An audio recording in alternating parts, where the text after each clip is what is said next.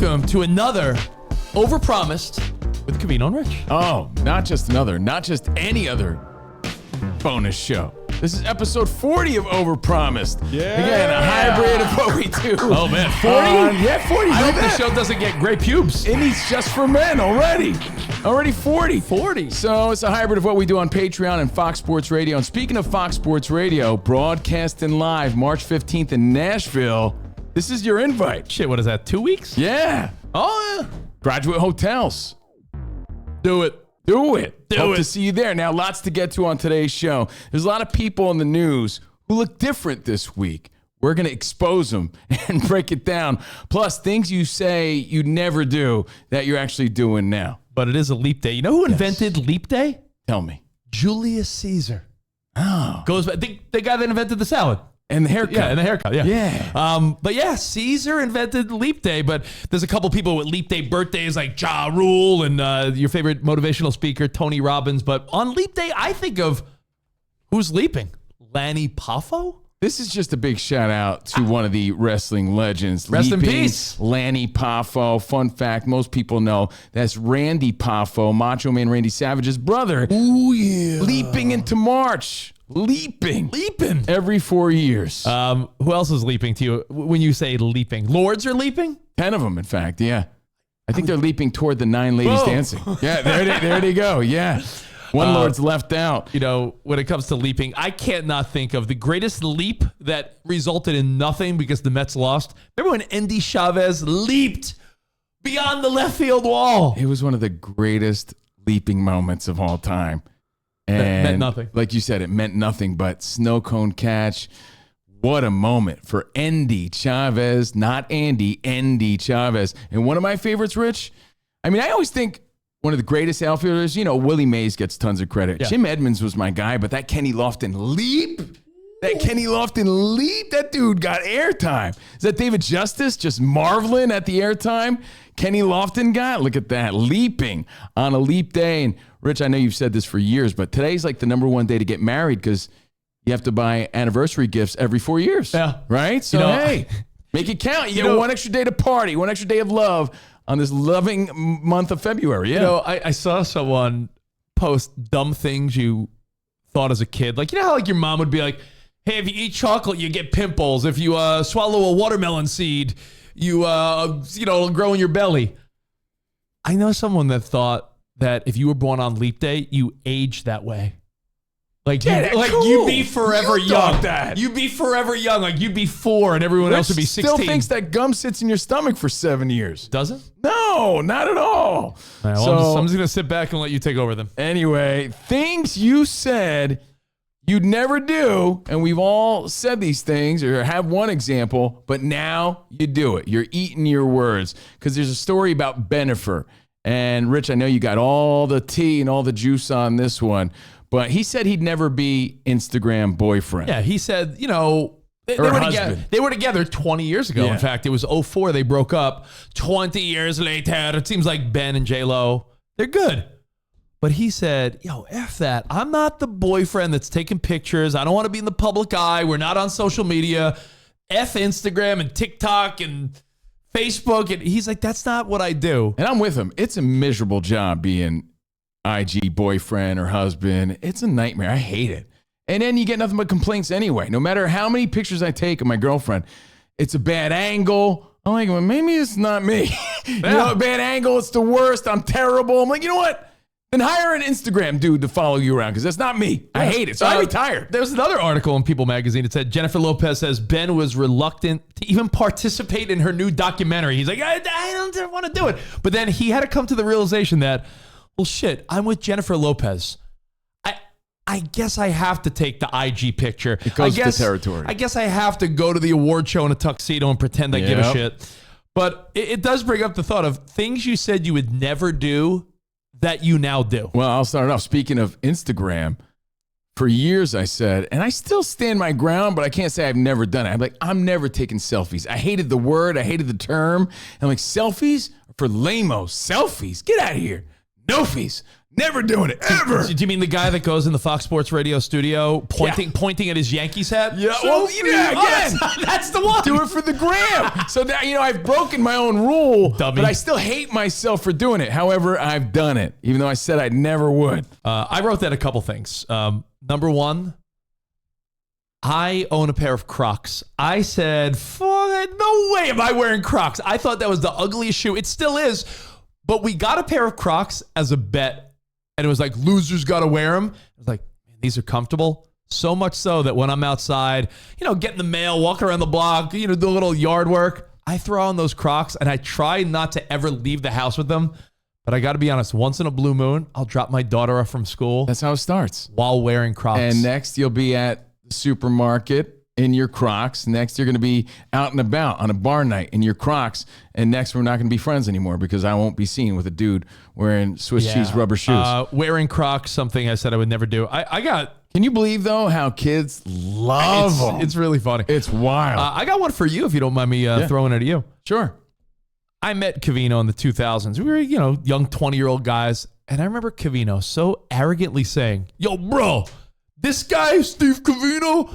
I would never travel more than 15, 20 minutes for a piece of ass. I think my limit was 20 minutes for booty. Covino's like, if a girl lives an hour away, she's not getting this guy. She'd have to come visit me. I mean, I was, You had a pretty harsh stance on traveling for a woman.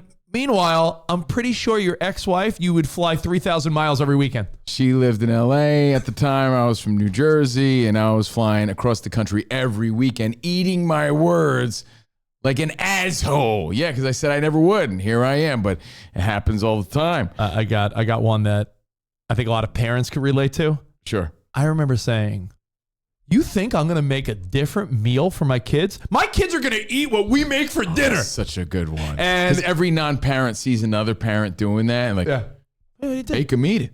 No. Make them eat it. My parents used to make me. If my wife makes, chicken with Brussels sprouts. You're eating what I serve you. And rice. The kids don't eat it. You know what happens? Half hour later, we're making mac and cheese. You are full of shit if you say your kids eat what you eat every night. In fact, a woman I coach with, my daughter's softball team, she's like, I try to do that. She's like, I come from like a Mexican childhood where like whatever mom ate, if you didn't eat it, you get a whooping or you ate. She even says, my daughter eats what she wants. It's not a whooping. You get the chancla, bro. You get the chancla. Yeah. And you know what? Speaking of parenting, we've all done this. You're living this sleek bachelor life, sort of, and you see other parents, and you say to yourself, and I said it, I'm never going to have my kids' toys in the living room. That's for their room or the playroom or whatever else. Get that castle out of my sleek-ass setup. And then fast forward, you're a dad. There's toys everywhere. There's a castle right next to your couch. I have a Super Mario Brothers like race car thing going on in my living room right now. Ooh, have you held your ground on no kids eating in your car? I have. Yeah, that's going down. I have. That's got to be going down. I've gone down in history as it's the one thing that I stayed strong on. So every time I take the kids out, I just use my wife's car. I got a few more things you said you'd never do. For years, I used to make fun of Rich, this guy here, for watching The Bachelor. I mean, for years, I'm like, how do you waste your time watching that trash? Started dating a girl who loved The Bachelor, and I fell into that trap. And now I hate myself even more for being that guy, for loving trash TV at times. I like more of the Bachelor in Paradise stuff. But that's good. Listen, dating shows, reality shows, things that a lot of people said, I would never watch that. I said for years. I made fun of you for years for watching that. How about this? Wearing sweatpants to work. I haven't done it, but you do it to work. Well, they call you Sweatpant Dickie. Yeah, I'll tell you this. Here's the fun of it. When you're on Fox Sports Radio or doing any type of radio, TV, streaming, it's always waist up. So all I got to worry about is putting on a fresh shirt. I wear sweatpants most days. In fact, I'm wearing sweatpants right now. It's casual Friday. Gray ones? Oh. Joggers right now. Casual Friday every day. For Rich Davis. I'm going to the gym after this show. In his defense, it happened to so many people that said they'd never do it because of the pandemic. Pandemic made everybody lazy. People didn't put jeans on for years. Now sweatpants. When we broadcasted live from the Super Bowl all week, that might have been the first 7 days in a row that I wore jeans in 4 years of my life. A little snug. They feel weird now. Jeans, huh? Look at this. And to tie it into sports a little bit, we are Fox Sports Radio. This is Overpromised. Certain players, I said, throughout my life. I'll never root for that guy. I hate that guy. And a few that come to mind are, former rivals. Like, I'm a Yankees fan. Roger Clemens, and here I am. Come on, Rocket! Yeah! Right? Johnny Damon, and even guys like Jason Giambi. I'm like the Giambino. Get this guy out, and then you're rooting for him because he's on your team now. And this coming season, Marcus Stroman. Hated that dude because he said all these things about the Yankees. Now here I am. I'm sure this season, it's going to take a minute, but I'm be rooting for the guy. Things you said you never do for me.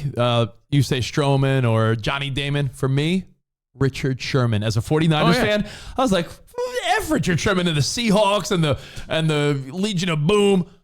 Now, I look at him post-career. He always has the Niners back. I like Richard Sherman. This, too, is a little bit of the thin line between love and hate, too, right? Because you hated Richard Sherman. You hated all these things, but it's because you secretly or you're like a banana peel away from loving all these things. I got another one, and it also goes to that mom or dad life shit. When you coach kids sports, I'm a competitive guy. Like I'm a guy that that's why you got sweatpants on. You're always ready for a game. If we go to the batting cage or we go bowling or play pool, I want to beat you. I'm a competitive guy. Like shit, I don't rest. I play softball, I want to win. But when I coach my daughter, they're 6 and under. You start caring about the score and who's winning and losing when they're like 8, 9, or 10. People that don't have kids that are like, they're 5? You got to be keeping score. I was that guy, and now I'm like, no. Know what I'm teaching the girls now? How to hold the bat. Fundamentals. How to field a ground ball. How to, so. Rich puts the fun in fundamentals. I do. So I think that's something I said I would never do, which was like, who cares about the score? Because when the kids are 5 or 6, that shit doesn't matter. It's when they're like 8 and they start being like, all right, who's winning? That's when you do it. I feel the same about, I say this kindly, gently, with a warning, participation trophies. Yeah. I just think there's an age limit in which it has to stop. I think it's like 6 or 7. Yeah. Like I used to be like, that's for losers. You got to earn your trophy. Right? Yeah. But when they're little, it just builds their confidence and it's nice. And anyone that disagrees, I could promise you, you've never seen it. No, you don't have kids. Or you've never witnessed it. Right. Because when you see 5 and 6-year-olds that don't even know the game and they're learning, you reward them all so that they keep an interest. And I hated that and said I'd never accept it. And I do, but to a point. 8 or 9, now you're competing on a different level. When I hear someone say that, you know what I want to say? I want to say, all right, come down Saturday or Sunday morning, watch these 5 and 6-year-olds play, and tell me if there's even a score. No, it doesn't matter. You're just trying to encourage them when they don't even know which way to run or how to catch a ball, and there's not one girl that's 6 or 5 that could throw the ball to another girl consistently and catch it in their glove. When you and I agree, it's fact. So I do support them. I used to feel one way, now I feel another. And thank you again for hanging out with us. Covino and Rich, Overpromised, 2 to 4 on the West, Monday through Friday. Yeah. That's 5 to 7. That 5 to 7. Most of our affiliates are on the East Coast. Yes. So 5 to 7 for most people. Fox Sports Radio.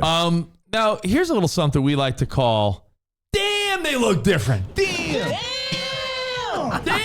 Now, for some reason, over the last week or so, celebrities, athletes, musicians, we're seeing a lot of people pop up in the news and in sports where it's like, shit, they look different. And I'm not trying to be rude about it. It's just, people get older, people change for the good or the bad. It's kind of rude. Absolutely. Honestly, he's a guy. Stallone looks way different. This guy's a little rude. No, look, you can't beat Father Time. You could fight it. There's honor in the fight. Or maybe it's something you did. Maybe you did a little tweak. Maybe you stopped dyeing your hair. Maybe you gained some weight, lost some weight. It happens. So like Rich said.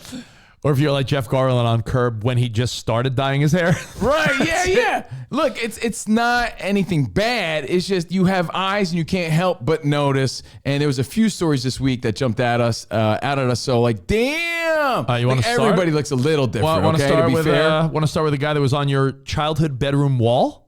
Yeah, how could you not notice this? When he was on my wall, he had no mustache. He had a pinstripe suit on.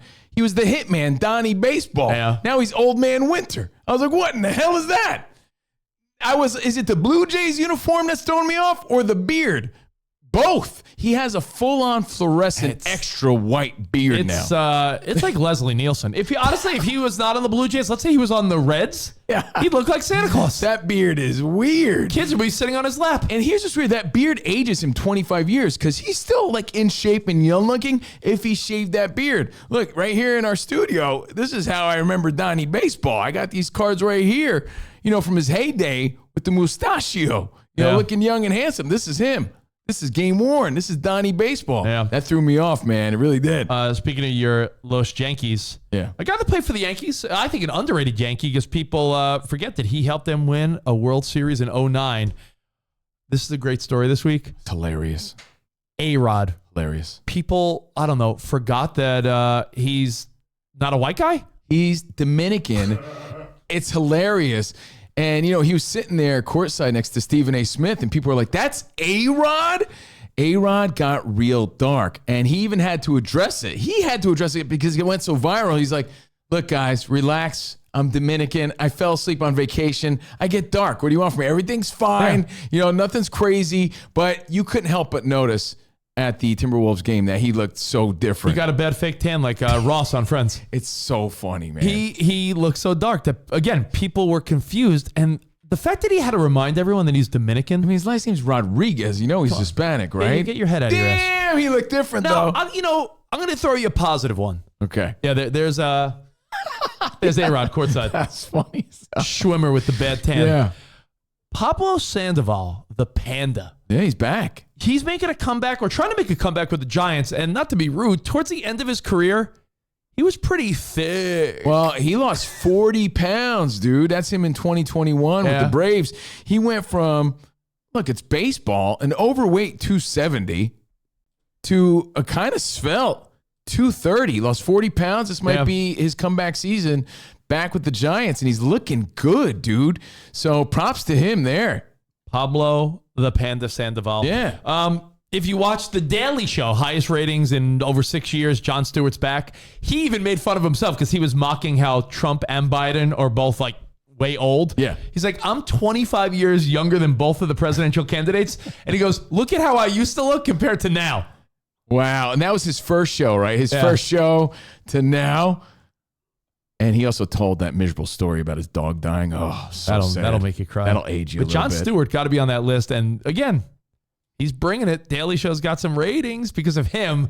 But you're right, not the Jon Stewart we remember from the early 2000s. Well, when you go day one, it's a trend too in sports. This guy's first day in the league to where they are now. Everybody, our first day on a job tonight, everybody looks different in all fairness. But damn, Jon Stewart in the news this week. Another person in the news this week was Kelly Osbourne because she was talking about how she got in a fight with her husband. Husband didn't want to put Osbourne at the end of their kid's name. And now they're gonna hyphenate the name. And people are like, damn. And at award shows, people are seeing her like, damn.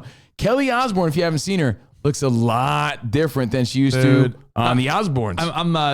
I'm not being rude, but I'm pretty sure someone said she got no work done. She did. She said that on her own podcast. Maybe if she's Sharon backed her up. If she's saying it's only filler and Botox, I might believe her. But some girls get that like cheek. What is it, like buccal fat or whatever that? Buccal fat removal. I'm not some plastic surgery expert, but I've seen like the girl on the left. Like, let's be honest, like young Kelly Osbourne does not look like the hottie on the right there. Well, hold on. You think that's Sharon the same person? Osbourne admittedly has taken Ozempic and she lost a lot of weight. I mean, maybe she did. I don't know. Ozzy had something to say about it, but I couldn't make it out. But she looks great, but like totally different. And this is all in just this week. And that being said, guess who came to the studio this week? Freshly faded, beard all trimmed up. And he's like, I got the Kelsey cut. Guess who? Our dude Spot, who you could say from the minute we met Spot till now, it's like two different humans. If you hadn't seen Spot in a while, we will go to an event. We just came back from Super Bowl, ran into old colleagues. People are like, that's Spot? Oh, look at him. Yeah. Look at him. He thinks he's Spotty Kelsey now. Got the Kelsey cut, got the beard. When I first met Spot, when he first started working with us, clean shaven afro. You look like Jonah Hill. That's me and Spot 20 years ago. Wow. I mean, it looks like I got some Howie Long flat top going. What's going on You with you? you got the Herman Munster haircut. But I don't think I look that much different. You think I look much different compared to Spot? You look like you just aged look like I was, appropriately. you know, What about We yours? all have. Nah, you're side by side. I mean, Come on. dude. I think I look good now. There, I just had there. I might have just been a little more slender and clean shaven. I was 21, maybe there. Yeah. That's 20 years ago. Wow, Spot. That's a big difference, though, especially for people that hadn't seen you in a long ass time. Look at That shit's So, funny. hey, people change. It happens, but that's just this week alone. Dude, but with Ozempic and Brotox and Botox and procedures, I mean, we just have to get used to this. Yeah, it's the way of the world. Yeah, it is. And people aging, it's okay. It'd be weird if we all looked the same. No one's just saying you got to look the same. That is and true. you should evolve, but that was this week alone. By the way, going back to the things I thought I would never do. I never thought I would do touch-ups, but hey, admittedly, once in a while, a little just for men touch-up on the sideburns or something. Just for Vatos. Little Botox. Dark Little Botox. Botox. No Brotox yet, but I'm not saying I wouldn't one day. Maybe when I hit maybe in a decade when I hit the big 5-0, maybe right. next decade. Well, thank you guys again for hanging out with us. Overpromised, our bonus podcast. Remember, join us live March 15th. All right, this is your reminder. Nashville, Graduate Hotels, all the links on our social media at Covino and Rich. All right, we'll see you then. Until then, arrivederci, baby. See you in the Overpromised land.